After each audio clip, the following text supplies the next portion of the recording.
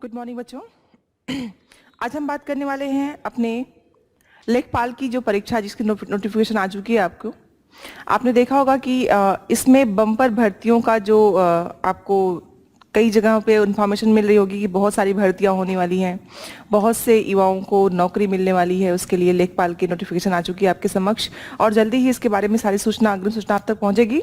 तो आज हम बात करेंगे कैसे आप अपने इस परीक्षा में नियुक्ति का जो लक्ष्य है आपका कि हम लेखपाल बन जाए, वो कैसे कर सकते हैं, उसके लिए क्या क्या चीजें हैं और आप किस तरह से पढ़ाई करोगे। और हमारे गैलेक्सी में अगर हम अब बात कर रहे हैं कि हमारे बच्चे जितने भी हों सबका सिलेक्शन हो, तो किस पैटर्न पे आपको पढ़ाई करनी है और कैसे आपको वहां तक पहुंचना है, उस लक्ष्य को साधना है। आपने जब सिलेबस को देखा होगा तो आप देखोगे कि प्रश्न की संख्या 100 है और 100 प्रश्नों की संख्या में जो सबसे अच्छी बात है, जो सबसे हर प्रश्न चाहे वो सामान्य ज्ञान का हो उसके लिए 25 अंक निर्धारित किए गए हैं। अगर बात आप करते हो अपने गणित की, उसके लिए 25 नंबर हैं। सामान्य हिंदी के लिए 25 नंबर हैं। आपके ग्रामीण समाज और ग्रामीण विकास के लिए 25 नंबर है। मतलब जो हमने ये बंटवारा किया हुआ है 4 भागों में और हर भाग के जो प्रश्नों की संख्या है 25 है और उसमें आपको 100 अंक प्राप्त होने हैं, 100 अंक लेने हैं। आज मैं बात करने वाली हूं कि अगर इस तरह 4 भागों में विभक्त कर दिया गया है, आपको 25-25-25 नंबरों में बांटा हुआ है, तो क्या कोई ऐसा विषय या कोई भी विषय हो आपकी परीक्षा के लिए कितना सहायक हो सकता है। तो आज मैं बात करने वाली हूं हिंदी विषय की। हिंदी विषय कितना सहायक हो सकता है आपके इस परीक्षा में नियुक्ति पाने के लिए।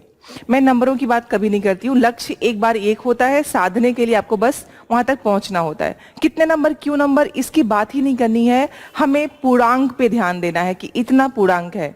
तो अब मैं कैसे उस पूर्णांक के लक्ष्य तक पहुंच सकता हूं या पहुंच सकती हूं, ये आपके अपनी कुशलता पे, अपने कर्मठता पे निर्भर करता है। आज बात करूंगी मैं सामान्य हिंदी की। अब सामान्य हिंदी कैसे आपके इस परीक्षा में सहायक हो सकता है, कैसे आपका वो अस्त्र बन सकता है कि अगर 75 नंबर से हम 25 नंबर पे जो बात कर रहे हैं वो कैसे हमें पूर्णतः उस लक्ष्य की ओर आपको पहुंचा सकता है।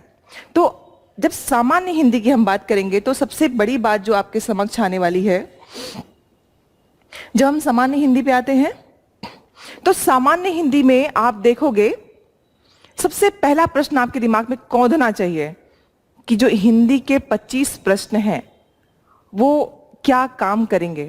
अब मैं कह दूं कि आपका ये ब्रह्मास्त्र हो सकता है। आप अगर हिंदी की तैयारी प्रॉपर तरीके से कर लो तो आपका 25%, आप जानते हो किसी भी चीज का 25% का होने का मतलब क्या है कि अब आधे से बहुत करीब है, हम आधे के पास पहुंचने ही वाले हैं, क्योंकि बाकी सब्जेक्ट में थाने की तैयारी आपकी नहीं होगी लेकिन 25 पूर्णतः आपके पास हो, मतलब अस्त्र है, बस चलाने की देरी है।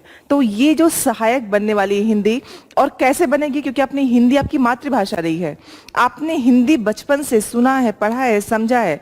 आपके पास जितनी सूचनाएं हैं उन सूचनाओं को बस आपको एक व्याकरणिक शब्दावली में कस देना है।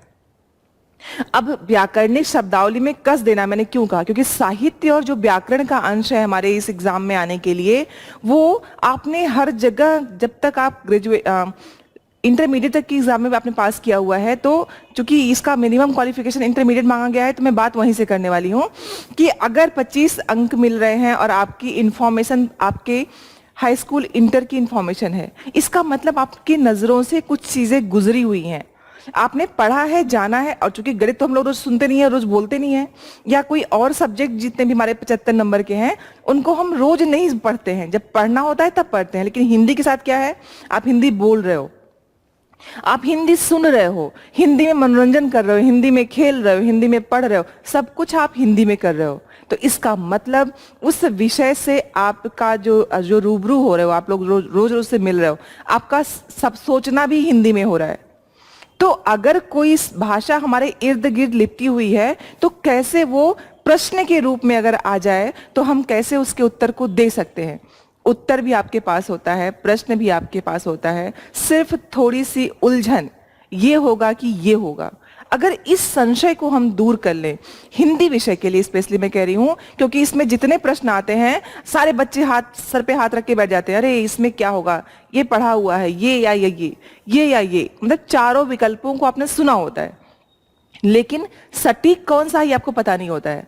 तो हम अपने इस तैयारी में सटीक प्रश्न का उत्तर क्या है इसको ढूंढने वाले हैं। बहुत थोड़ी और समझदारी के साथ तैयारी अगर आपने की तो हिंदी के 25 में से 25 अंक आपके अपने होने वाले हैं।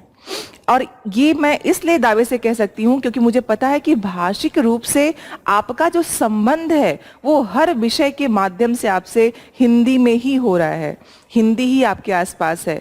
बाकी और विषयों को पढ़ने के लिए सहायक कौन हो रहा है? हिंदी, उसके शब्द, उसके वाक्य। तो जाहिर सी बात है वो 25 नंबर आपके लिए हथियार बन सकते हैं अपने नियुक्ति के लिए।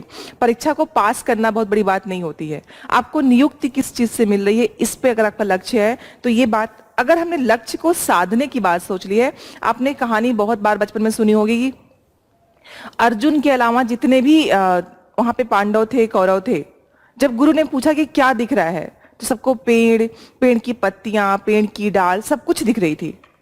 लेकिन एकमात्र शिष्य ऐसा था अर्जुन जिसको सिर्फ और सिर्फ चिड़िया की आंख दिख रही थी, चिड़िया भी नहीं दिख रही थी।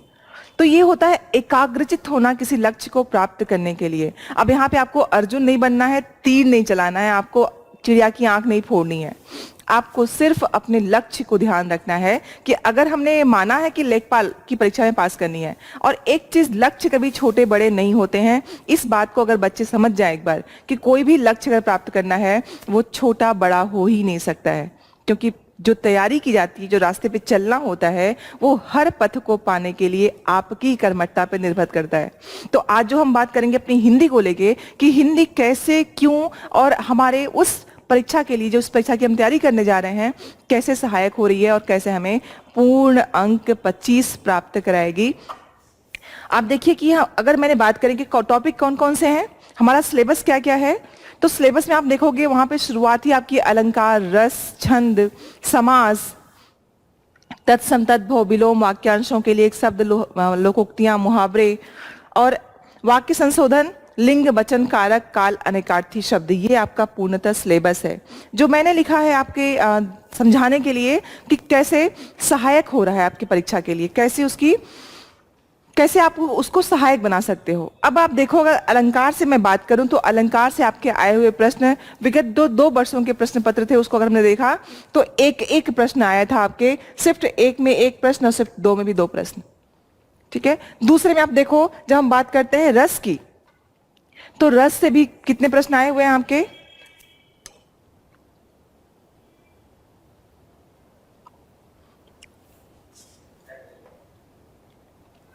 अलंकार से बात करेंगे तो इसके प्रश्नों की संख्या क्या है?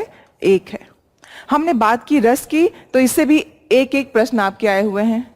हमने बात की समास की तो उससे भी 1 प्रश्न है, दूसरे भी, अगला भी एक शिफ्ट में भी उसमें 1 प्रश्न है। पर्यायवाची पे 1 प्रश्न, 1 प्रश्न मतलब आना ही आना है, हर विषय से प्रश्न 1 आए ही हुए हैं। ये तो आपको मान के चलना है कि जितने भी बिंदु विषय दिए गए हैं उनसे 1 प्रश्न आपका आ ही रहा है। विलोम पे आते हैं हम, तो एक बार 2 प्रश्न आया है, एक बार 1 प्रश्न आया है। मतलब संख्या बढ़ भी सकती है, घट भी सकती है, लेकिन खत्म नहीं हो रही है। मतलब पढ़ना तो आपको है ही, लेकिन कैसे पढ़ना इसकी हम बाद में बात करेंगे। पहले प्रश्न की संख्या कैसे आई हुई है, फिर तत्सम तद्भव के शब्द।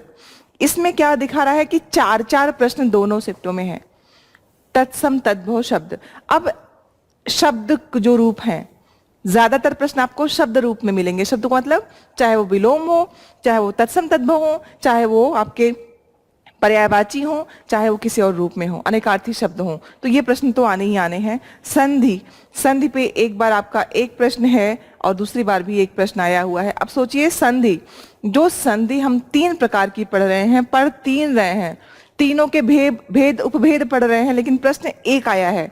अब वो प्रश्न कहां से आएगा ये हमें पता नहीं है। तो बस आपको अगर ये पता है कि इस विषय से प्रश्न आने वाले हैं तो आपको क्या करना है। अगर मुझे पता है कि रास्ते में निकलने के बाद बारिश होने ही वाली है तो क्या करना है आपको, या तो रेनकोट ले लोगे या तो छाता ले लोगे, क्योंकि आपको पता है कि ये होने ही वाला है, तो हमें उसके अनुसार तैयारी करनी होती है। तो कोई भी परिस्थिति हो उसमें हम हार नहीं सकते हैं, उसमें हार नहीं मान सकते हैं। तो आपको यहाँ पे ये दिख रहा है कि प्रश्न आए हुए हैं, प्रश्न कौन से आए हुए हैं ये आपको नहीं पता है, लेकिन प्रश्न आएंगे और इसी विषय से इतने प्रश्न आने वाले हैं, तो आपकी तैयारी बहुत सुदृढ़ रूप से हो सकती है। लोकोक्तियों में मुहावरों पे देखिए आप, वाक्यांशों के लिए एक शब्द में दो दो आए हुए हैं। लोकोक्तियां मुहावरे, दो विषय है, एक लोकोक्ति और एक मुहावरा, इससे भी दो दो प्रश्न आया हुआ है आपके समक्ष की, दो प्रश्न इससे भी आएंगे। आगे हम देखते हैं कि वाक्य संशोधन, अशुद्ध शुद्ध वाक्य, पदक्रम। तो आपके वाक्य संशोधन में मतलब व्याकरणिक नियम, पदक्रमबद्धता भी हो सकती है अशुद्ध हो, वाक्य भी अशुद्ध हो, वाक्यों का प्रयोग अशुद्ध हो सकता है, ये सारी स्थितियां हो सकती हैं। उससे भी एक बार दो प्रश्न है, एक बार चार प्रश्न है, ठीक है। तो अब ध्यान देना कि चार भी हो सकता है और वो दो भी हो सकता है, प्रश्नों की संख्या घट बढ़ सकती है। फिर बात की गई कि आपके पदक्रम पे दो प्रश्न हैं। अब ये वाक्य संशोधन, शुद्ध शुद्ध वाक्य, ये दोनों मिला दीजिए आप, तो चार यहां भी है, चार वहां भी है। लिंग से संबंधित प्रश्न आपका एक है, वचन से एक है, कारक से एक है, काल से एक है, और अनेकार्थी शब्दों से एक बार एक आया है, एक बार दो आया है, और काल से एक बार दो आया है, एक बार एक आया है। अब ये जो प्रश्नों के प्रारूप है, जो प्रश्न आए हुए हैं, इनसे आपने देखा कि हर विषय जो आपके टॉपिक डिसाइडेड हैं, जो टॉपिक दिए हुए हैं, उन विषयों पे प्रश्न तो आने ही आने, चाहे वो अलंकार हो, रस हो, समास हो, पर्यायवाची हो, विलोम हो, तत्सम तद्भव हो, संधियां हो, वाक्यांश के लिए एक शब्द हो, लोकोक्तियां और मुहावरे हो, शब्द निर्माण हो, या फिर वाक्य संशोधन हो। अब वाक्य संशोधन में लिंग वचन कारक, अब आप जानोगे एक बात जो सबसे जरूरी है कि जब लिंग वचन कारक वर्तनी की बात की जाएगी तो व्याकरणिक समस्त नियम आते हैं उसमें। आप उसमें संज्ञा, सर्वनाम, विशेषण, क्रिया विशेषण को छोड़ नहीं सकते हो, भले ही टॉपिक नहीं दिया गया है, लेकिन जो अशुद्धियां देखी जाएंगी वो लिंग वचन कारक या वर्तनी की शुद्धियां। तो मतलब वर्तनी का मतलब आपका वर्णमाला भी आ गया, लिंग वचन कारक का मतलब संज्ञा, सर्वनाम, क्रिया, क्रिया विशेषण, सबके अनुसार जो बदलाव हो रहे हैं वो भी विकारी, अविकारी शब्द सारे इसमें आ गए हैं। तो आप व्याकरण के हर अंश को जब तक पूरा नहीं पढ़ोगे तब तक वो चीजें समझ में नहीं आएंगी। तो आपके सिलेबस में लास्ट जो टॉपिक है वो है अनेकार्थी शब्द, त्रुटि से संबंधित त्रुटियां हैं, उसके बाद है अनेकार्थी शब्द।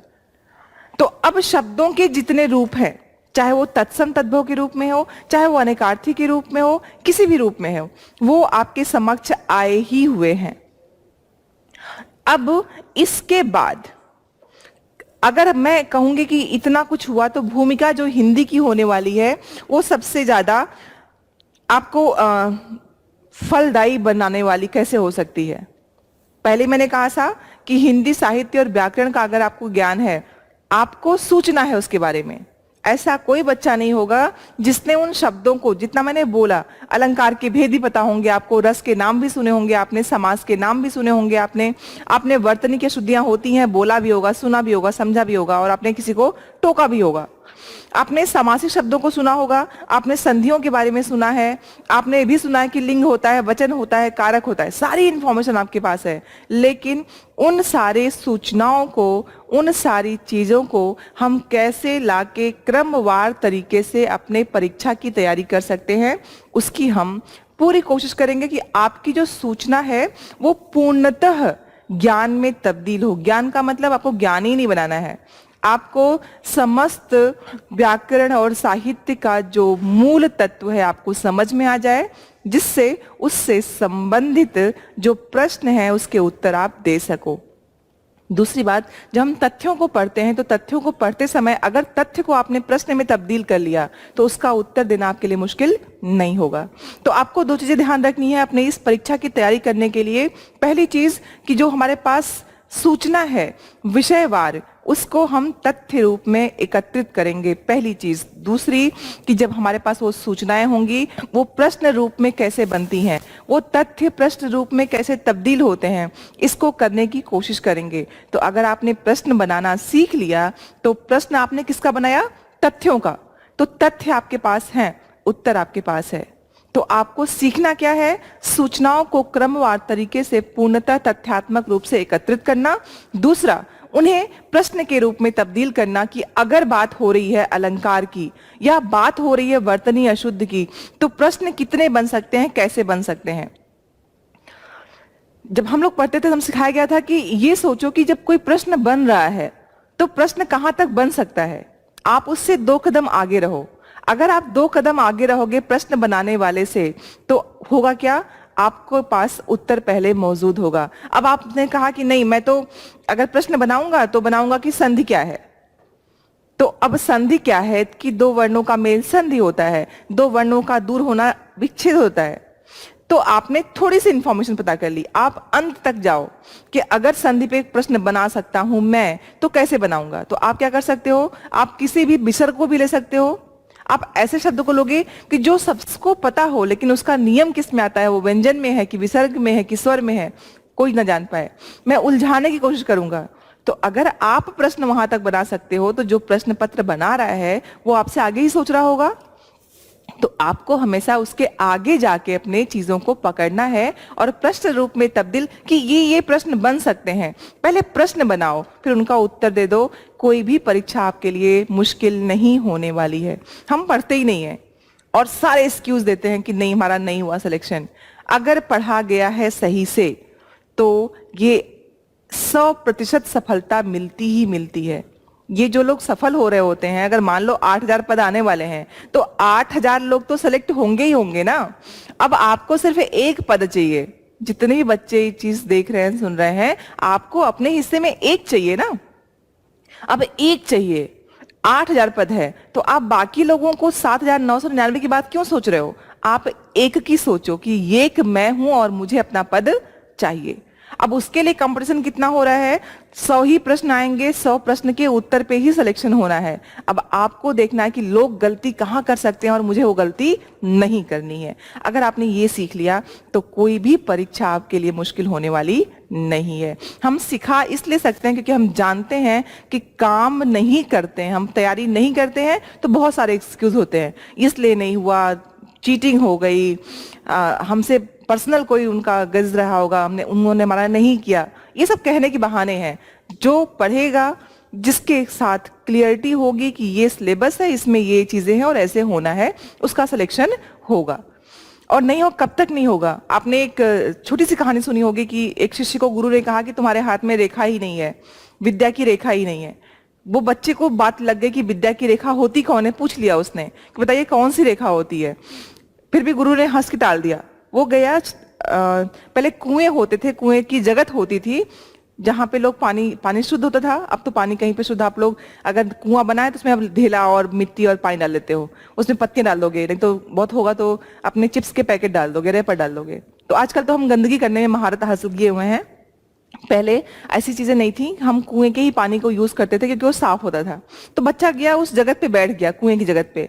उसने देखा कि पत्थर जो लगा हुआ था पानी खींचने वाला, वो कटा हुआ था।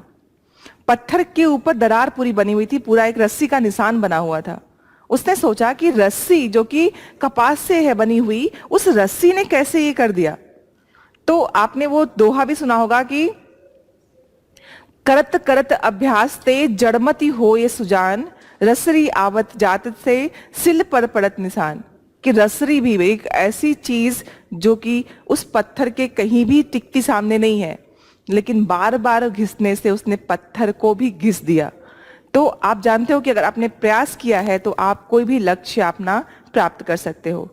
ये बात हो गई हमारे लेखपाल में जो हमारा सिलेबस है, जो हमारी हिंदी है, जितना आने वाला है, जितने प्रश्न आते हैं उसकी हमने बात की। आज मैं बताती हूँ कि जब हम पढ़ाई शुरू करेंगे, मैं सीधे अपने सिलेबस पे आती हूँ कि जो हमारा सिलेबस है, स्टार्टिंग में आपने देखा कि शुरुआत ही है अलंकार से, रस से, समास से, पर्यायवाची, विलोम, तत्सम, तद्भव, संधि, वाक्यांशों के लिए एक शब्द, लोकोक्तियां, मुहावरे, और उसके बाद वाक्य संशोधन, पद क्रम, लिंग वचन कारक, अनेकार्थी शब्द। ये हमारा सिलेबस है। अब इस सिलेबस में आप एक चीज देखो कि सीधे वर्णमाला की बात नहीं की गई है, सीधे वर्णमाला की कोई भी बात नहीं है। यहाँ पे क्या है कि जब हम इस पे आते हैं आपकी संधि पे, तो आप जानते हो कि 2 वर्णों के मेल को, शब्दों के मेल को बात नहीं की जाती है। तो वर्ण के मेल, तो आपको संधि में वर्णमाला के शब्दों के प्रकार को जानना है।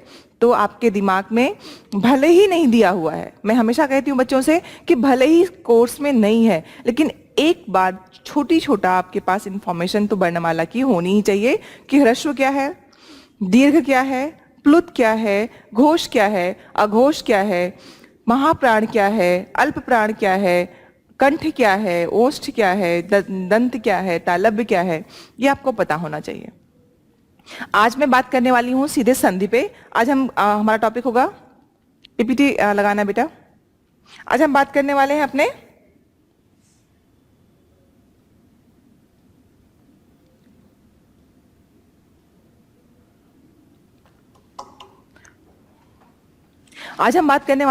संधि पे। हम आज बात करेंगे कि संधि अगर हमें पढ़नी है तो कैसे पढ़नी है, और संधि हमारे परीक्षा के लिए कैसे सहायक हो सकता है, उसकी हम पूर्णतः बात करने वाले हैं। तो उसके पहले आप जानते हो कि संधि की शुरुआत, संधि का शब्द है मेल। संधि का अर्थ है मेल, दो चीजों का मेल। अब वो दो क्या है? वर्ण है, दो वर्णों के मेल को शाब्दिक अर्थ है ये।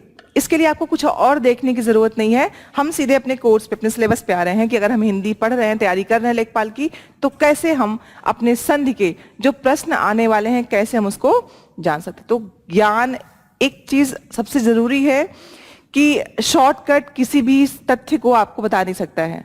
आप जानकारी ले सकते हो लेकिन उसको समझ नहीं सकते हो। तो कोई भी विषय जो पढ़ना है आपको उसको आसानी से, आराम से ध्यान देके पढ़ना है कि अगर इसमें हम संधि की बात कर रहे हैं तो संधि से संबंधित कौन कौन से प्रश्न बन सकते हैं और कैसे हमें जानना है। आपको सारे शब्द याद नहीं होंगे, तो आपको क्या करना है, संधि के प्रकार, संधि के जो भी प्रकार हैं उसके नियम क्या हैं, कैसे वो नियमतः वो अपनी बात कह रहा है, उसको समझ लेना है। शब्दों पे जाने के लिए आप एक उदाहरण याद कर लीजिए कि इसमें ऐसे बदलाव हुआ है, हमने इसको ऐसे विच्छेदित किया है और इसको हमने ऐसे संधि बनाया है। अगर आपने ये तैयार रखा तो कोई भी शब्द आएगा आप अच्छे से उसको अलग कर सकते हो। संधि विच्छेद है, शब्द बना सकते हो, शब्द है उसको संधि विच्छेद में बता सकते हो। संधि का जो अर्थ है वो है मेल। ये सबको पता है। मेल किस चीज का होता है कि जब दो वर्णों का मेल हो तो दो वर्णों के मेल को होने वाले विकार को, अब विकार का मतलब बदलाव, यहां विकार का मतलब किसी नकारात्मक अर्थ में नहीं होता है, बल्कि जब अलगाव हो रहा है, जब विकार हो रहा है, जब आपस में दो वर्ण मिल रहे हैं उसको हम संधि कर रहे हैं, उसको हम कहते हैं संधि। पारिभाषिक याद नहीं करना है, पारिभाषिक समझना है सिर्फ आपको। और सिर्फ क्या समझना है कि दो वर्णों का जब मेल हो रहा हो, जब दो वर्ण आपस में मेल हो रहे हों, दो वर्ण आपस में मिल रहे हों, तो विकार मतलब परिवर्तन की स्थिति, उसे हम संधि कहते हैं। बाकी चीजें से आपको, ये शब्द जो चीजें हैं उनसे आपको आना किस पे है कि हमें जब भी संधि को जानना है तो कोई संधि क्या है, विकल्प दे दिए गए। अब विकल्प में शब्दों में विकार, शब्दों के मिलने से होने वाला विकार, शब्दांशों के मिलने से होने विकार, और वर्णों के होने से, तो आपको ध्यान रखना है कि वर्ण के विकार को हम क्या कहते हैं, संधि विच्छेद, संधि कहते हैं। दो वर्णों के विकार से जो चीजें होती है उसको हम संधि कहते हैं। आपको बस इतना याद रखना है। तो एक प्रश्न अगर बनता है, विकल्प में पूछता है कि संधि क्या है, तो आपको ध्यान देना है कि संधि वर्णों में, वर्णों के मिलने से, वर्णों के मेल से होने वाले परिवर्तन को संधि कहते हैं। यही बात चाहे जैसे लिखी हो, आपको उत्तर इस पे ही लगाना है। आपका एक नंबर तैयार।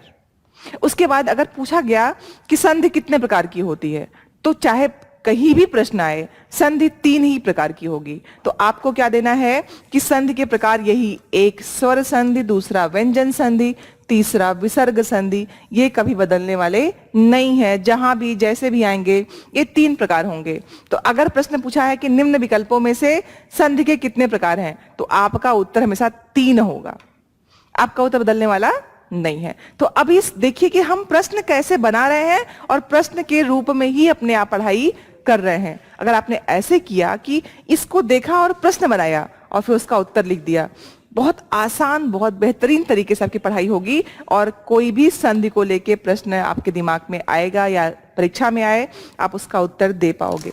पढ़ने के तरीके को चेंज करना है, हर सूचना को प्रश्न में तब्दील करना है, उत्तर आपके पास है।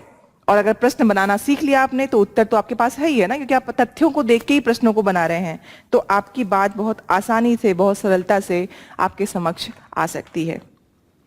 उसके बाद हम बात करेंगे, चूंकि संधि 3 प्रकार की है, जिसपे हमने देखा कि स्वर संधि, व्यंजन संधि और विसर्ग संधि। अब नाम से ही स्पष्ट है, जब नाम की बात की गई, कहा गया स्वर संधि, तो स्पष्ट है कि स्वर का जो स्वर संधि कहा गया है, इसके लिए एक बात है कि स्वर का स्वर धन स्वर ही होगा। ये स्थिति हमेशा रहेगी। स्वर संधि के साथ अगर विकल्प पूछा कि स्वर संधि निम्न में से क्या है, तो लिखा रहेगा विकल्पों में कि स्वर से व्यंजन, स्वर से विसर्ग, स्वर से स्वर, या इनमें से कोई नहीं। तो आपने इसको एक प्रश्न बना लिया कि जब स्थिति कैसी होगी, स्वर का स्वर में मिलना, वो क्या होगा, स्वर संधि होगा। तीसरा प्रश्न आपको मैं इसलिए बता रही हूं इस तरह से कि आपको प्रश्न में कैसे उसको तब्दील करना है, ये आपने सीख लिया हर तथ्य को। प्रश्न पत्र में आए हुए कोई भी प्रश्न आपको परेशान नहीं कर सकते हैं। मैंने कहा संधि 3 प्रकार की होती है, स्वर संधि, व्यंजन संधि, विसर्ग संधि। तो अब इससे 3 प्रश्न बन गए। एक तो हो गया आपका पहला कि संधि के भेद, आपने 3 लिख दिया। दूसरा प्रश्न बना कि निम्न विकल्प में स्वर संधि क्या है, तो स्वर से स्वर का मिलना स्वर संधि है। अब व्यंजन संधि को लेके प्रश्न क्या बन सकता है कि व्यंजन, निम्न में से व्यंजन संधि क्या है, तो क्या होगा उसका, व्यंजन पहले होगा प्लस स्वर। अब इसके स्थिति में बदलाव क्या हो सकता है, व्यंजन धन व्यंजन भी हो सकता है, व्यंजन धन स्वर भी हो सकता है। मतलब ये दोनों परिस्थितियां क्या करेंगी, व्यंजन संधि को ही बनाएंगी, व्यंजन संधि होगा। अब विसर्ग में क्या स्थिति होगी, विसर्ग में भी वही देखिए कि जब विसर्ग संधि की बात आएगी तो विसर्ग पहले हो जाएगा और उसके बाद, विसर्ग के बाद या तो स्वर होगा या तो व्यंजन होगा, ये स्थिति होगी तो विसर्ग संधि। तो आपके प्रश्न कितने हो गए, 3 प्रश्न ये हो गए और संधि के 3 प्रश्न ये हो गए, और पहला संधि क्या है वो। मतलब इतने ही सूचना में हमने 5 प्रश्न देख लिए, बात कुछ नहीं थी, लेकिन आपने 5 प्रश्न बना लिए 5 तथ्यों से, और आपके 5 प्रश्नों के उत्तर आपके समक्ष प्रस्तुत हैं। इस तरह से पढ़ाई करेंगे तो बहुत आपको ही मजा आएगा, और साथ ही साथ हर सूचना, हर इंफॉर्मेशन आपके समक्ष होगी। इसके बाद हम जब आते हैं तो अब देखिए, जो स्वर संधि था, हमने कहा कि स्वर में स्वर का मिलना स्वर संधि होता है। फिर बात आई कि स्वर संधि के कितने भेद होते हैं, तो इसके 5 भेद होंगे। कभी कभी विकल्पों में ये प्रश्न पूछा गया होता है कि निम्न में से स्वर संधि का भेद कौन सा है, नाम अलग अलग दे दिए, लेकिन अगर दीर्घ संधि, गुण संधि, दीर्घ संधि, गुण संधि, यण संधि, वृद्धि संधि, अयादि संधि, ये 5 ही स्वर संधि के भेद हैं। तो आपको 5 याद रखना है कि पहला हमारा क्या है, दीर्घ संधि। सूत्र नहीं आता है, लेकिन फिर भी आपको ध्यान में रखना है क्योंकि आपने इंटर तक पढ़ा हुआ है, हर संधि के सूत्र पढ़े हुए हैं। तो दीर्घ का क्या था, अकह सवर्णे दीर्घ। फिर बात की गई आपके गुण संधि की, तो आद गुणः, ये बता रही हूं, एक बार सुन लोगे तो आपको ध्यान रहेगा, अगर प्रश्न बन भी जाता है तो आप उसका उत्तर दे पाओगे। अकह सवर्णे दीर्घ, दीर्घ संधि का हो गया। आद गुणः, गुण संधि का हो गया। वृद्धि संधि का वृद्धि रेच, तो वृद्ध संधि का हो गया। यण संधि का, यण संधि का है इको यणच। अयादि का है एचो अया यावा। तो आपको सिर्फ याद नहीं करना है, आप उसको देखोगे कि संधि के साथ उसके जो नाम है वो उसमें जुड़े होते हैं, आप उसका उत्तर दे सकते हो। तो अब बात हो गई हमारे संधियों की। तो आपने देखा, आपने दीर्घ संधि, गुण संधि, यण संधि, वृद्धि संधि, अयादि संधि, मतलब हमारे स्वर संधि के 5 भेद होंगे।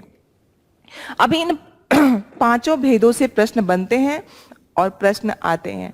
और बता दूं आपको, इससे मैं आपको भटकाने के लिए नहीं कह रही हूं, ये मान के चलिए कि ज्यादातर जो शब्द होते हैं वो स्वर संधि से ही आते हैं, लेकिन इसका मतलब ये कतई नहीं है कि व्यंजन और विसर्ग से नहीं आते हैं, कभी कभी उसी से आते हैं, स्वर संधि से कुछ भी नहीं आता है। तो आपको इंफॉर्मेशन स्वर संधि की भी रखनी है, व्यंजन की भी रखनी है और विसर्ग की भी रखनी है। और अगर संधि विच्छेद आया है, बहुत आसान। प्रॉब्लम कहाँ होती है, समस्या कहाँ पे होती है, जब शब्द होता है और शब्द का सही आपसे विच्छेद पूछा गया होता है या ये कौन सी संधि है ये पूछा गया होता है। इसीलिए आपको नियमों की जानकारी होना बहुत जरूरी है बच्चों, और ये आपको ध्यान रखना है कि जब हम नियमों को पढ़ेंगे तो नियमों को ध्यान से पढ़ेंगे कि ये नियम ऐसे और इसको हमें ऐसे सीखना है। तो आज की क्लास में मैं आपको स्वर संधि की बात बताऊंगी कि हम स्वर संधि कैसे समझ सकते हैं, स्वर संधि की अगर हम बात करेंगे तो कैसे उसको हम विलग कर सकते हैं, अलग कर सकते हैं और अपने प्रश्न का उत्तर पा सकते हैं।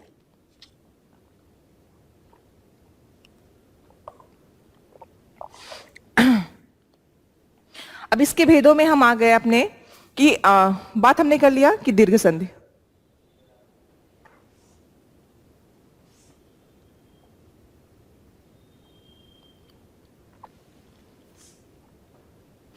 अब जब हमारी पहली संधि आती है जिसको हमने कहा अक सवर्णे दीर्घ, अब इसके नियम जब आप पढ़ते हो किताब में तो क्या लिखा होता है कि जहां पे ह्रस्व दीर्घ, ह्रस्व अथवा दीर्घ, अब ह्रस्व और दीर्घ आते ही आपके दिमाग चलने लगते हैं। इसलिए मैंने कहा था वर्णमाला में अगर आपने ध्यान दिया हुआ है कि हमारे जो स्वर हैं जिनकी संख्या 11 है और मात्राएं 10 है, हमारे वर्णमाला में स्वर कितने हैं 11 और हमारे स्वरों के प्रकार हैं 3, ह्रस्व, दीर्घ और संयुक्त। कभी कभी उसको हम ह्रस्व, दीर्घ, प्लुत दोनों में अंतर किस आधार पे है, अंतर उसके समय और मात्राओं के आधार पे है। ठीक है, तो अब जब बात की गई हमने कहा ह्रस्व और दीर्घ, तो ह्रस्व कितने होते हैं 3, दीर्घ उसके अलावा जब बढ़ जाएंगे तो दीर्घ हो जाएंगे, फिर संयुक्त हो जाएंगे। तो ये भी याद रखना है आपको, क्योंकि आपके संधि के नियमों में ये बार बार शब्द आने, ह्रस्व का मतलब अ और दीर्घ का मतलब आ। अगर इस तरह समझोगे, जो आपने बचपन में पढ़ा है छोटा अ और बड़ा अ, कोई अंतर नहीं बताया गया आपसे, आपको अ और आ में अंतर बताया ही नहीं गया, बस छोटा अ और बड़ा अ कर दिया गया, जबकि उसकी जरूरत नहीं थी। आपके उच्चारण में ह्रस्व और दीर्घ मतलब समय की अधिकता दीर्घ करती है और समय कम हो जाता है तो वो ह्रस्व हो जाता है। ये अगर आपने बचपन से सीख लिया होता तो ह्रस्व और दीर्घ के आने पे कोई दिक्कत ना होती। ह्रस्व मैं अगर बोलूं अ, आ, ई, उ, ऊ, तो आप पहचान सकते हो कि कौन सा ह्रस्व है और कौन सा दीर्घ है, और अपने हम उच्चारण में ही उस ह्रस्व दीर्घ को ला सकते हैं, समझ सकते हैं। तो जब दीर्घ संधि की बात हो रही है तो आपने नियम में जो पढ़ा होगा, जो आपको कंफ्यूज करता है, आप भूल जाते हो बार बार। जब भी परीक्षा में बच्चे क्या करते हैं, जब परीक्षा में शब्द आ जाते हैं तो वो नियम तो याद ही नहीं रखते हैं, वो शब्द को बस बार बार क्या है क्या है क्या है। एक बार सिर्फ नियम समझ लीजिए, कोई भी शब्द होगा अगर उस नियम पे है, अगर दीर्घ संधि है तो वही नियम लगना है, कुछ और तो लगेगा नहीं। आप जब जब गणित आप सॉल्व करते हो तो सूत्र एक ही होता है, प्रश्न इतने सारे होते हैं, लेकिन प्रश्न अगर उस सूत्र के आधार पे किया गया है तो उसी सूत्र से सॉल्व होगा, किसी और से नहीं होगा, नहीं तो गलत हो जाएगा। तो हर चीज का, लोग कहते हैं गणित में ही सूत्र होता है, हर विषय को याद करने के लिए हर विषय में सूत्र होते हैं। ये सिर्फ किसी एक विषय के लिए स्पेसिफिक नहीं है। लोग उसको बच्चों को कहते हैं कि हिंदी तो बहुत आसान है, हिंदी तो बहुत आसान है, लेकिन तब जब हम उसके सूत्र को जानते रहें। ठीक है, तो उस सूत्र को पकड़ना है आपको, उस नियम को पकड़ना है। अगर आपने उस नियम को देख लिया, उस नियम को जान लिया। बचपन में बच्चों को साहित्य और व्याकरण से इसलिए ऐसे बताया जाता है कि गणित पढ़ लो, विज्ञान पढ़ लो, हिंदी और बाकी अंग्रेजी तो आ ही जाएगा। ये दिक्कत करता है आपके समझने के लिए, क्योंकि आपकी शब्दावली अगर अच्छी है तो आपकी गणित के जो शब्द हैं वो आपको समझ में आएंगे, आपके विज्ञान के शब्द समझ में आएंगे। ये हम बच्चों को बता ही नहीं पाते हैं, हम भाषा के साथ बच्चों को जोड़ ही नहीं पाते हैं। और भाषा आपको इसीलिए पढ़ाई जाती है कि आप बाकी चीजों से खुद को जोड़ सको, क्योंकि व्यवहारिक जीवन में हम जिस भाषा का प्रयोग कर रहे हैं और जो हम विषयों में भाषा का प्रयोग करते हैं वो इतर होते हैं, वो अलग होते हैं। इसीलिए हम भाषा को पढ़ाते हैं कि बच्चों के बात समझ में आए कि वैज्ञानिक शब्दावली क्या है, गणितीय शब्दावली क्या है, और जो विषय है भौगोलिक शब्दावली क्या है, बच्चों को उसका ज्ञान हो सके। क्योंकि हम जब जिस भाषा की बात करेंगे, जिस भाषा में पढ़ाते हैं, बच्चे सारे विषय उसी भाषा में पढ़ते हैं। आप बोलते हैं ना हम तो हिंदी मीडियम है, हम तो इंग्लिश मीडियम है, तो ये हिंदी और इंग्लिश मीडियम क्या है, भाषा के रूप को जानना। और हम बच्चों को यही लाके कमजोर कर देते हैं, भाषिक रूप से उन्हें कमजोर कर देते हैं, और इसी से आपको दूर होना है। आपको अपनी भाषा की पकड़ बहुत मजबूत रखनी है कि सूत्रों के रूप में अगर हमने याद कर लिया तो कोई भी प्रश्न, क्योंकि सारे सूचनाएं आपके पास हैं। मैं मान के चलती हूं कि हिंदी के बच्चे 70% जानते हैं और 30% की जो उलझन है उनके सारे नंबर कम कर देती है। ठीक है ना। इंटर तक तो आपको लिखना होता है, आपने लिख के पास कर लिया, बहुत अच्छे नंबर मिल गए। बच्चे कहते हैं हमको तो हिंदी में बिना पढ़े इतना मिल गया।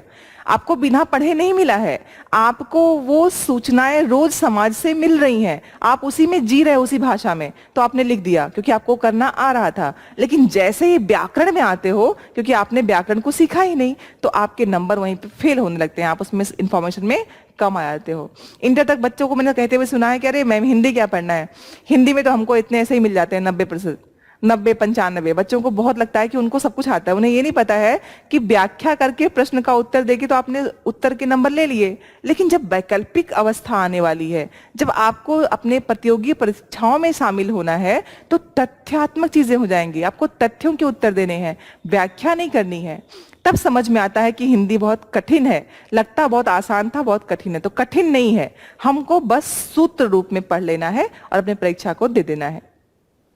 तो जब हम दीर्घ संधि में आ रहे हैं, तो दीर्घ संधि में आपको ध्यान क्या रखना है कि जो लिखा हुआ है इस पे ध्यान न देके आपको ध्यान क्या देना है कि जब भी आपका दीर्घ संधि की बात होगी, अवस्था बनेगी, मतलब ह्रस्व अ, ह्रस्व ई, ह्रस्व उ और री, ये 4 शब्द आपको दिखेंगे। अब इन 4 शब्दों को देखिए कि ये 4 होंगे और ये 4 किस रूप में मिलेंगे, एक जैसे से। इसका मिलना अ से होगा या आ से होगा, इसका मिलना ई से होगा या ई से होगा, इसका मिलना ऊ से होगा या ऊ से होगा, इसका मिलना री से होगा, क्योंकि ये दोनों रूप में एक ही तरह से मिलता है। अब आपके समक्ष जो अवस्था है कि होना यही है, लेकिन यही होना 4 रूप में होता है, बस उसको ध्यान दे लीजिए। मैं अ को बताएंगे आपको, अ को बताऊंगी, जिसे अ आ रहा है तो आप देखोगे बहुत से उदाहरणों में अ पहले होता है, आ बाद में होता है, मतलब ये भी अवस्था होगी। ठीक है, किसी अवस्था में अ भी होगा ह्रस्व और अ होगा, फिर भी क्या होगा, आ होगा। एक अवस्था होगी आ होगा और अ होगा, तब भी क्या होगा, आ होगा। अवस्था अगली होगी आ होगा और आ होगा, फिर भी आ ही होगा। मतलब कोई भी तरीके से अ आया हो, बनना क्या है, आ ही बनना है। ये एक चीज याद रखनी है। जो आपने व्याकरण के नियम में जो पढ़ा था कि ह्रस्व अ क्रमशः लिखा होता है ना कि अ ई उ री क्रमशः ह्रस्व और दीर्घ आए और एक समान में मिले तो वहां पे दीर्घ संधि आती है। समझ लो ऐसे कि अ का मिलना अ से होगा, ई का मिलना ई से होगा, उ का मिलना उ से होगा, री का मिलना री से होगा और अपने दीर्घ रूप को प्राप्त कर लेंगे, वहां पे दीर्घ संधि होती है। मतलब आ हो जाएगा, ई हो जाएगा, उ हो जाएगा, री हो जाएगा, वो दीर्घ संधि है। और इस तरह से आएगा, चाहे वो अगर हमने बात की तो ये तो हो गया अ का रूप हो गया, ई होगा तो ई भी ऐसे ही आएगा कि ह्रस्व भी आया तो भी ये ई ही बनना है, तब भी ये ई ही बनना है, फिर भी ये ई ही बनेगा, और दीर्घ भी होगा तब भी क्या बनना है, दीर्घ ही बनना है। ये आपको सिर्फ याद रखना है। कोई भी अवस्था हो सकती है, लेकिन बनना क्या है, दीर्घ रूप ही बनना है, और वो ई ही रूप बनेगा और कोई रूप नहीं आएगा। मतलब ई का मिलना ए से ही होने वाला है, तो वो दीर्घ संधि है। यही अवस्था आपके ऊ के साथ भी है। तो मैंने कहा आपसे, अब उदाहरण देख लेते हैं। जैसे यहाँ पे है, अब देखिए अधन अ की बात की गई, आ हुआ, धर्म धन अर्थ। अब यहाँ देखिए धर्म अ आया पहले और अ में तो अ है ही। अब यहाँ पे क्या हो गया, मार्थ, मतलब आ हुआ तो आपका धर्मार्थ हुआ। तो यहाँ पे पहली अवस्था हो गई आपकी अधन अ की। फिर आपकी दूसरी अवस्था है अधन आ, तो सत्य, अ आया फिर आ आया, तो क्या बन गया आपका, आ हो गया, सत्याग्रह। ठीक, जो बात हमने यहां पे की थी सेम ऐसी अवस्था। परीक्षा, तो आ धन अ, तो परीक्षार्थी, परीक्षा धन अर्थ, अर्थी होगा, सॉरी, परीक्षा धन अर्थी तो परीक्षार्थी, परीक्षा धन अर्थ परीक्षार्थ, दोनों शब्द होते हैं। फिर है आ धन आ, तो महात्मा का शब्द हो गया आ धन आ, तो क्या बन गया, महात्मा। मतलब दीर्घ है तो दीर्घ बनना ही बनना है, कोई मतलब ही नहीं है। फिर ये हमारे हो गए चारों रूप, जो मैंने आपसे कहा था कि अ इसी रूप में आएगा, तो ये हमारे हो गए आ के रूप। ई में आया आप तो मैंने कहा था ई और ई का ही मिलना होगा। अब वो किसी भी रूप में, वो इस रूप में भी है कि ई और ई, तो मुनि धन ईश्वर, यहाँ पे ह्रस्व ई था, यहाँ पे दीर्घ ई था, तो क्या हो गया, मुनीश्वर हो गया।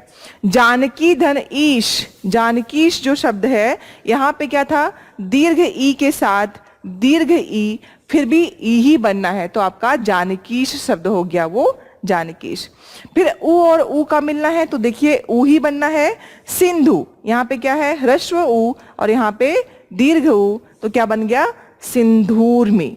सिंधूर्मी। बात की गई थी कि कोई भी अवस्था में आ, ई, उ में बदलाव होगा और आपका वो दीर्घ संधि कहलाएगा। री का उदाहरण नहीं दिया था, री के उदाहरण के लिए देखिए, अगर मान लीजिए री की बात की हमने, तो मातृधन ऋणम, मातृधन ऋणम, ये शब्द हो गया मातृ। अब यहां पे री है और री है, तो क्या हो गया, मातृणम। दीर्घ होगा समान स्वर से मिलने पे, और समान स्वर कौन कौन से होंगे, अ, ई, उ और री।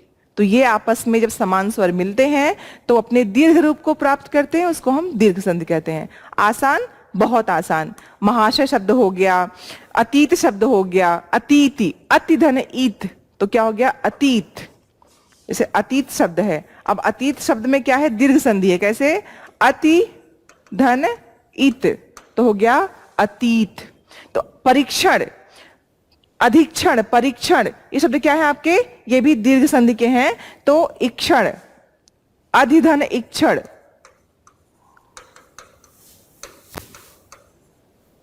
तो ये हो गया अधिक्षण। ऐसे ही परीक्षण, ये भी दीर्घ संधि का ही उदाहरण है। तो आपको ये समझ में आ गया कि जब मैंने बात की दीर्घ संधि की, तो अवस्था क्या होनी है, ह्रस्व या दीर्घ, अ, ई, उ, री आपस में मिलेंगे, एक साथ मिलेंगे, समान रूप से मिलेंगे और अपने रूप का दीर्घ कर देंगे, उसको हम दीर्घ संधि कहते हैं। सबसे आसान संधियों में से एक कि अ मिलेगा अ के साथ, ई मिलेगी ई के साथ, उ का उ के साथ और री का री के साथ, और अपने दीर्घ रूप को प्राप्त कर लेते हैं, उसको हम दीर्घ संधि कहते हैं। सबसे आसान। और इसमें आपको बच्चे जब अ, आ या आ और अ देख लेते हैं तो थोड़ा सा कंफ्यूज कर जाते हैं, थोड़ा सा आप लोग उलझन में आते हो कि ये क्या हो गया। तो 4 रूप में अ का मिलना होता है, 4 ही रूप में आपके ई का मिलना होगा, 4 ही रूप में आपके उ का मिलना होगा और अपने दीर्घ रूप को प्राप्त कर लेगा, उसको हम कहते हैं दीर्घ संधि। अगली संधि हमारा आ गुण संधि, जिसका सूत्र है आद गुणः।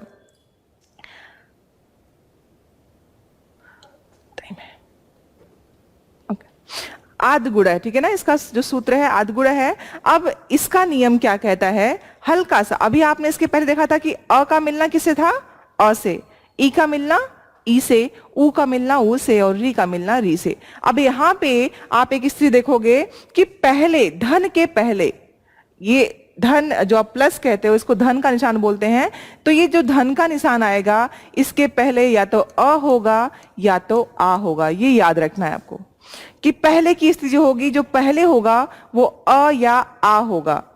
अब पहले अगर धन के पहले हमने अ और आ को ला दिया है तो बाद में क्या होगा, कह रहे हैं उसके बाद, अगर अ आ के बाद, अब आपको ध्यान देना है कि किताबों में जब आप अलग अलग किताबों में पढ़ते हो तो नियम जो होते हैं, जो पारिभाषिक होते हैं, वो थोड़े से अलग ढंग से दिए होते हैं।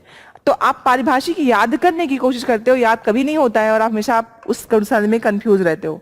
पारिभाषिक याद ही नहीं करना है आपको, ध्यान क्या देना है कि धन के पहले आ होगा और धन के बाद 3 चीजें हो सकती हैं, या तो ई होगा या तो उ होगा या तो री होगा। अब क्या ध्यान देना है कि इसके बाद या तो ये हो सकता है, या तो ये हो सकता है, या तो री हो सकता है। 3 स्वर आने वाले हैं आ के बाद। आ के बाद 3 स्वर आएंगे, कौन कौन से, ह्रस्व ई, दीर्घ ई, ह्रस्व उ, दीर्घ उ और री, 3 आने वाले हैं। तो आप अपने किताबों में जब लिखते हो, नोट्स बनाते हो, तो ध्यान रखना है कि आपको लिखना क्या है कि स्थिति हमेशा ये रहने वाली है, अ या आ, धन। अब आप ब्रैकेट में या साथ जो भी चाहो ये लिख लो, नीचे उसके उ और उ लिख लो और री लिख लो। तो ये स्थिति हमेशा होने वाली है कि आ से ये तीनों मिलेंगे। उसके बाद बराबर देके क्या लिख सकते हो आप, मैं अलग लिख देती हूं जिससे आपको समझ में आए।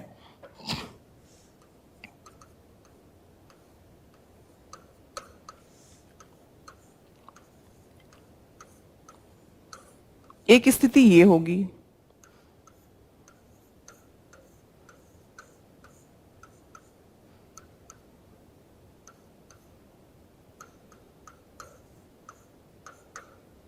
ये स्थिति हमेशा बनेगी गुण संधि के लिए। तो होना क्या है, क्या बनना है, क्या बन रहा है, इसका ध्यान रखना है कि यहां पे ये बन जाएगा। ठीक है, जब भी आप देखोगे कि अ के बाद ई मिलेगा तो आपका ए बन जाएगा। ठीक है ना, आपका जैसे देवधन इंद्र, तो जो ई है वो ए हो जाएगी तो देवेंद्र हो गया। फिर बात है अधन आ, तो उ और उ मिलेंगे तो क्या हो जाएंगे, ओ हो जाएंगे। और अगर री मिलेगा तो क्या हो जाएगा, अर हो जाएगा। ये तीन स्थितियां बनने वाली हैं।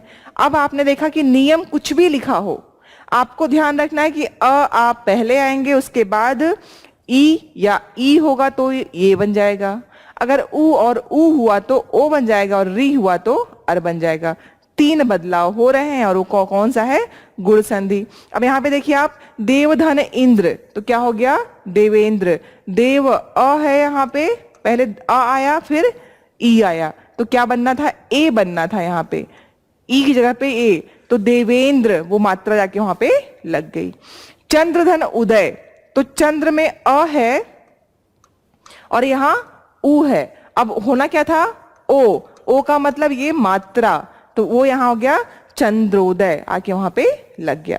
समुद्रधन ऊर्मी, तो समुद्रों में, ठीक है ना, तो समुद्रों में, उर्म में द्रो जो है, दो ओ की मात्रा है वो ऊ की वजह से आके वहां पे द पे लग गई, तो समुद्रों में हो गया। देवधन ऋषि, अ के बाद यहाँ पे री आया तो क्या हो गया, अर हो गया, तो देवर्षि यहाँ पे ये मात्रा के रूप में आ गया, तो वो देवर्षि हो गया। बहुत आसान, सबसे आसान संधि आपकी गुण संधि है। सारे आसान है, ऐसा नहीं कि बहुत कोई कठिन है, कोई बहुत आसान है। सारी ही संधियां बहुत ही आसान तरीकों से आप समझ सकते हो और उसको अपने एग्जाम में, अपने एग्जाम के लिए बहुत ही बेहतरीन तरीके से इसको आप जान सकते हो। फिर हम अगली संधि पे आते हैं, वृद्धि संधि। अब वृद्धि संधि देखिए, इसका जो वृद्धि संधि का जो सूत्र था कि वृद्धि रेचि, सूत्र कहीं ना कहीं छुपा होता है आपके उसके नाम के साथ, तो अगर कभी विकल्प में पूछ भी लिया तो आप बहुत आसानी से उसका उत्तर दे सकते हो।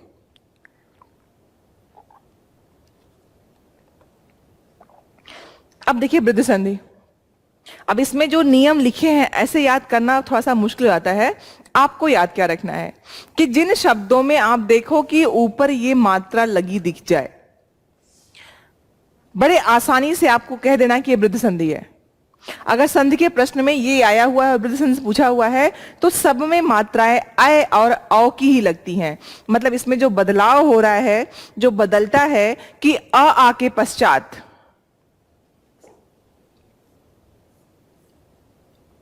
अब यहां की स्थिति क्या है, यहां भी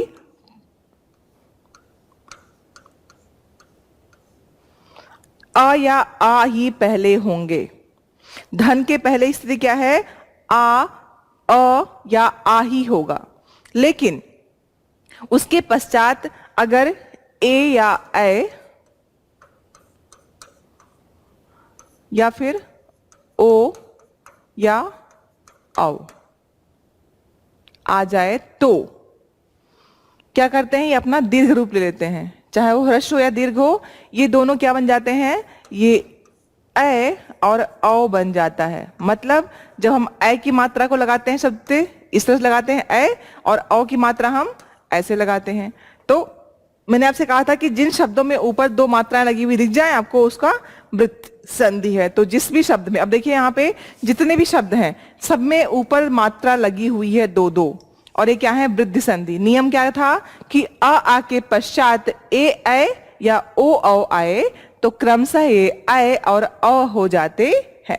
मतलब दीर्घ भी हो सकता है और इसका लघु भी आ सकता है। संधाधन एव तो सदैव वहां भी ए हो गया।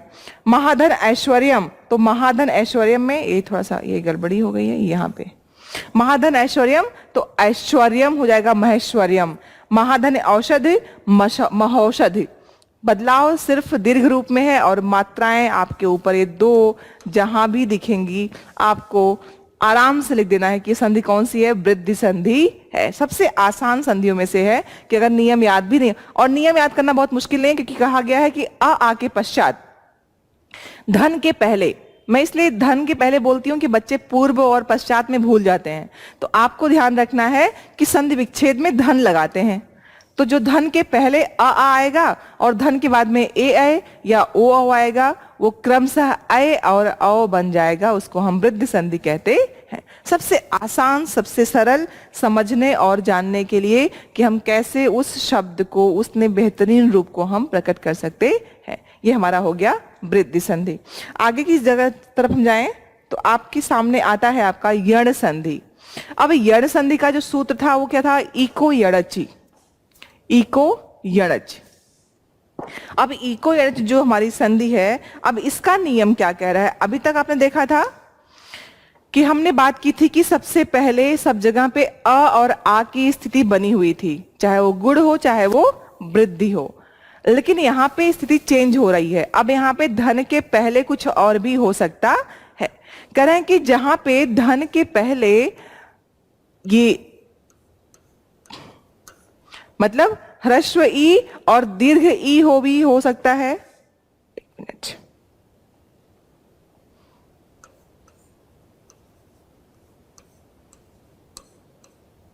एक स्थिति इसकी हो सकती है कि धन के पहले क्या हो, ई और ई हो। दूसरा क्या है कि ह्रस्व उ या दीर्घ उ हो, या फिर इसके पहले री हो। तीन स्थिति है। अभी तक अ और आ की बात हो रही थी, अब बात हो रही है किसकी, ई की, ऊ की और री की। तो अब इसमें कौन बाद में आएगा और कैसे बदलाव आएगा। तो कहा गया नियम में कि यदि ई ऊ री के पश्चात कोई भिन्न सवर्ण स्वर आए, ठीक है ना, कोई भिन्न सवर्ण स्वर आए, तो क्या होगा, बदलाव कहां हो रहा है ये आपको बताया। इसमें क्या रहा है कि इसके बाद कोई भिन्न, मतलब अगर यही आ गया तो दीर्घ संधि हो जाएगा। तो आपसे कहा गया कि भिन्न आए, असमान स्वर आए, मतलब जो स्वर है वो स्वर नहीं होना चाहिए, असमान स्वर आना है तभी बदलाव होगा।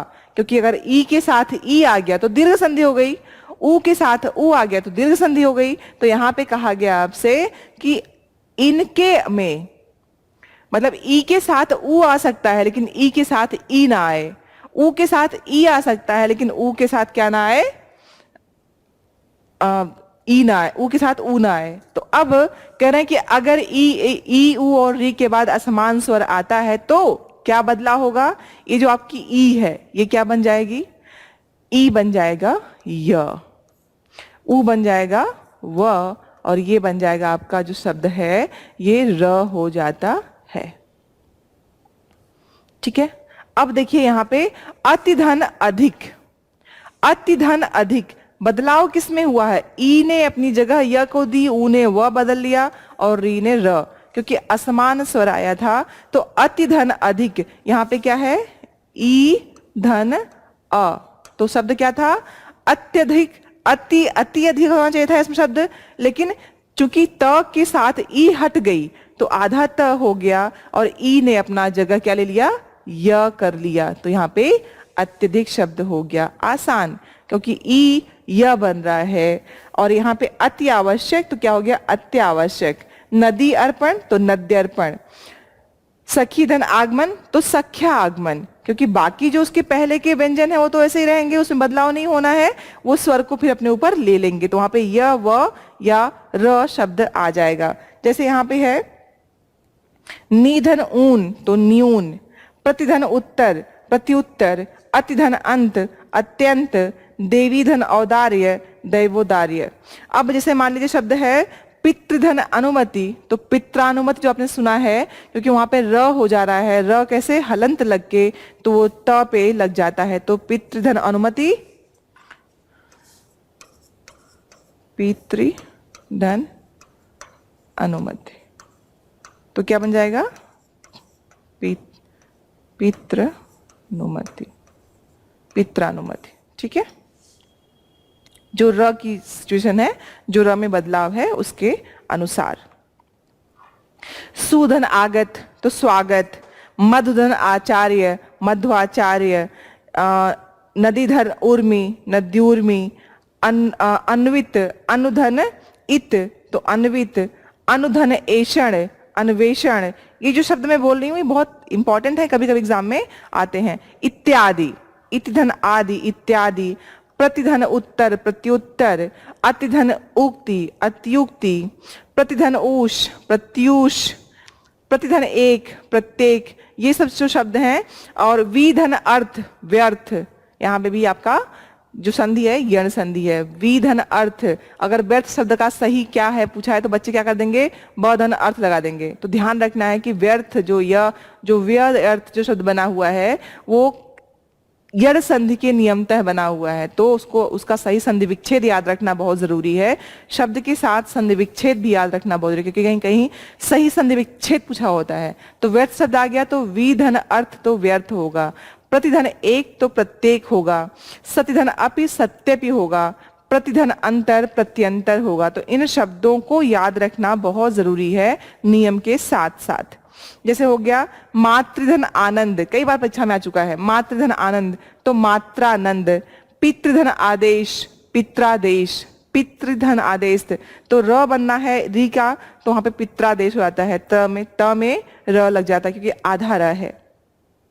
इसके बाद जब आगे बढ़ते हैं तो हमारा जो अगला जो नियम जो देवी धन औदार्य, बेटा ये भी शब्द कई बार एग्जाम में आता है। ये सब जो हमारे शब्द जो मैंने दिए हुए हैं ये सारे शब्द आपकी परीक्षा दृष्टि से बहुत महत्वपूर्ण है और ये परीक्षाओं में आते ही आते हैं। इसके बाद हम जाते हैं अयादि संधि। जो अयादि संधि है आपकी, इसका सूत्र था एचो अया यावा। अब इसका जो नियम लिखा हुआ बता रहा है कि यदि ए ओ अथवा औ के बाद किसी भिन्न स्वर, मतलब अब ध्यान देना है कि धन के पहले क्या होगा? ए ओ औ। कौन कौन सा है?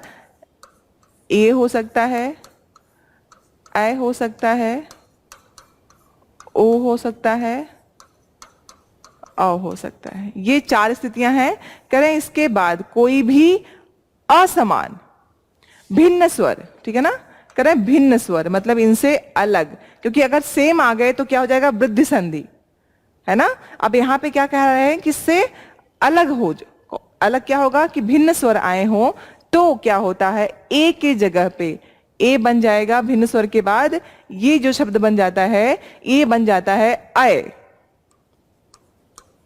ये बन जाएगा अय, अय बन जाएगा आय, ओ बन जाएगा औ और औ बन जाएगा आओ।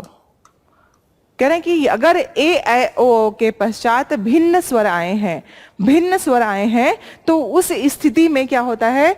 ए अपनी जगह अय को देता है, अय आय को, ओ औ को और औ आव को दे देता है। यही अयादि संधि है। आसान। अय आय औ आव। कौन बन रहा है? ए बन रहा है अय, अय बन रहा है आय और ओ बन रहा है औ और औ बन रहा है आओ।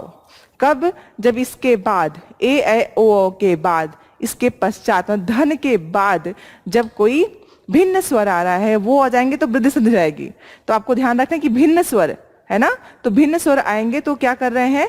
भिन्न स्वर आके अपने रूप को ए ओ के बदल दे रहे हैं, जो क्रमशः अय आय औ आओ में तब्दील हो जाता है। जैसे शब्द इसके अब चेधन अन। अब आप देखिए यहाँ पे पहले क्या है? ए आया, उसके बाद अ आया, बनना क्या था? अय, तो चयन, क्योंकि इसमें अ पहले से ही जुड़ा हुआ है तो चयन। गय धन अक, तो गय धन अक, ए धन अ तो आय तो गायक। पव धन इत्र, ओ धन ई तो क्या हो गया? अव तो पवित्र, क्योंकि उसमें ई है तो वो जुड़ गए अवि हो गया। फिर गोधन ईश, क्या हो गया? गवीश, तो ओ धन ई, अवधन ई तो अवि तो गवीश, क्योंकि जो बाद की बेटा ये चीजें हैं ना, गवीश में जो ई है ये भी तो जुड़ेगी बाद में आके, मात्राएं जुड़ेंगी उसमें तो अपने रूप को बदल लेगा।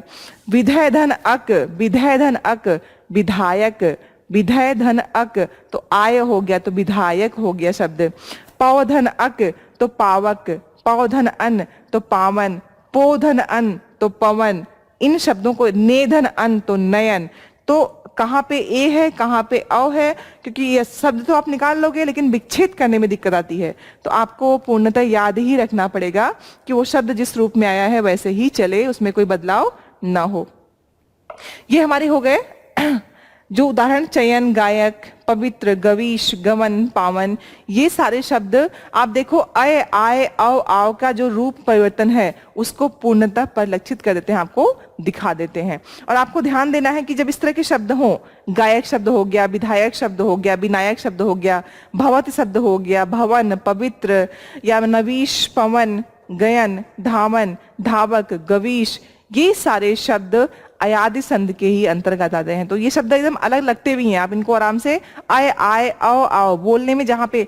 और एक बात और, जो हम बोलने की वर्तनी अपनी शुद्ध रखते हैं, हम सही बोलते हैं, तो हमेशा याद रखो कि सही बोलने पे आपकी संधियां बहुत सहायक होती हैं आपकी वर्तनी अशुद्धि को देखने के लिए। तो वर्तनी अशुद्धि की बहुत सी बातें आपकी संधि के समझने से पूरी हो जाती है। आप बहुत अच्छे से संधियों को निकाल सकते हो, बता सकते हो। तो भी उसके बाद आप देखो कि ये सब चीजें हमारी हो गई कि हमने इतना चीज देखा कि जो हमारा पूरा स्वर संधि का लेखा जोखा है कि स्वर संधि में आपने जितना कुछ देखा, इन चीजों में जो सबसे बड़ी बात थी, जब हम सबसे जो चीजें देख रहे थे कि स्वर संधि में स्वर का ही मिलना हुआ, वो बदलाव चाहे आ के बाद हो, ई के बाद हो, मतलब स्वर जितने भी हमारे थे 11 वो बराबर से आ रहे थे। कभी पहले कुछ आया, बाद में कुछ आया, मतलब स्वर के साथ स्वर का ही मिलना हुआ। ये आपको हमेशा ध्यान रखना है कि स्वर संधि में स्वरों का ही, धन के बाद भी स्वर होगा और धन के पहले भी स्वर होगा, वहां पे स्वर संधि की बात करेंगे। ये हमारे थे वो शब्द। बहुत आसान है संधि, आपको पढ़ के लगा होगा कि संधि को अगर हमने एक बार सही कर लिया तो जो आपके बाद में सिलेबस में वर्तनी की अशुद्धियां हैं वो आराम से सही हो सकती हैं। कि पवित्र हो गया, कोई भी शब्द है आपने सही लिखना सीख लिया, स्वागतम लिखना, उज्जवल लिखना, तो अभी उज्जवल के बाद जब हम उसमें आएंगे आपके व्यंजन संधि में, तो कौन सा शब्द कहाँ कैसे प्रयुक्त होता है, ये वर्तनी की शुद्धियां हमारी संधि सही कर देती है, क्योंकि हम नियमों को जानते हैं कि शब्द कैसे बन रहे हैं और कैसे उनका उच्चारण करना है। ये हमारा पूरा स्वर था। आगे क्लास में हम बात करेंगे व्यंजन संधि और विसर्ग संधि में, लेकिन जो सबसे पहली बात जो आपको समझनी है, जाननी है, ये ध्यान रखना है कि आपके इस लेखपाल के एग्जाम के लिए प्रश्न के जो तथ्य हैं उनको प्रश्नों में तब्दील करना और उसको उस रूप में देखना, ये आपकी सबसे बड़ी जरूरत है, क्योंकि हिंदी आपके लिए बहुत बड़े एक बदलाव में इस परीक्षा में उपस्थित हो सकती है। क्योंकि आपको आता है चीजें अगर 70%, मैं हमेशा 70% क्यों कहती हूँ कि मुझे पता है कि इतना आपको आ ही रहा है, सिर्फ हमको उस 70 में 30 में तथ्यों को डाल देना है अच्छे से। और उसका देखिए हिंदी में आपको कम से कम मेहनत के द्वारा सारे के सारे नंबर आपको मिल सकते हैं। तो अगली क्लास में हम बात करेंगे अगले संधियों के ही परिप्रेक्ष्य में, जिसमें हमारी व्यंजन संधि और स्वर संधि आएंगे। और इसके साथ साथ जो सबसे बड़ी बात आप लोगों से मुझे कहना है कि हमारे क्लासेस के द्वारा जो हमारी गैलेक्सी क्लासेस आपको क्लासेस देने वाली है आपके लेखपाल की तैयारी के लिए, उसमें हम तथ्य से तथ्य की तरफ जाएंगे, क्या परीक्षा में कैसे आता है और आपको परीक्षा की तैयारी कैसे करनी है, इस पे ही हमारा जोर है, जिससे बच्चों को अपनी परीक्षा को प्राप्त के जो नंबर हैं आपके, जो पूर्णांक हैं, वो आप उस लक्ष्य को भेद सको। इसकी हमारी पूरी तैयारी है, हमारी पूरी रणनीति है कि हमारे बच्चों को जो कुछ भी है वो पूर्ण तथ्य के रूप में प्राप्त हो, जो आपके इस परीक्षा के लिए बहुत सहायक हो। तो हमारे जितने भी क्लासेस हैं, चल रही हैं, जो भी हैं वीडियोस, उनको आप देखते रहिए। और साथ ही साथ ध्यान रखना है कि हमारी तैयारी कैसे हो रही है, इस विषय पे जितनी बातें आपको समझाई जाती हैं उन पे आप ध्यान दें और पढ़ते रहें। बहुत बहुत धन्यवाद।